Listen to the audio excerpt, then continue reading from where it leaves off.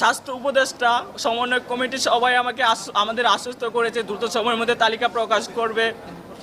অনেকেই বলতেছে করবে করবে, কিন্তু এটা কবে করবে সেটা আমরা জানছি না। আমরা তাদের কাছে রিকোয়েস্ট করছি, আমরা কোনো আলটিমেটাম দিচ্ছি না, আমরা ওই রকমভাবে দাবিও দিচ্ছি না।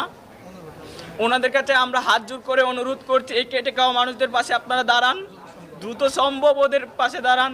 রাষ্ট্র চাইলে সব কিছু পারে, রাষ্ট্র সংস্কার করতে হবে, কিন্তু এই যে যারা দেশটা স্বাধীন করে দিল, আপনারা তাদেরকে আগে তাদের দিকটা আগে দেখেন, তাদের দিকটা একটু দেখেন না।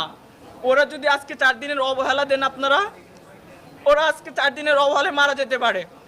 যার পাটা নাই হয়ে গেছে, পাটা নাই অবস্থা, ওকে যদি আপনি ভালো উন্নত চিকিৎসাটা না দেন, তাহলে ওর পাটা হয়তো কেটে যেতে পারে, আর কোনো অঙ্গ হানি যেতে না ঘটে। আপনাদের কাছে হাত জোর করে অন্তর্বর্তীকালীন সরকার, আমাদের সরকারের কাছে রিকোয়েস্ট জানাচ্ছি, হাত জোর করে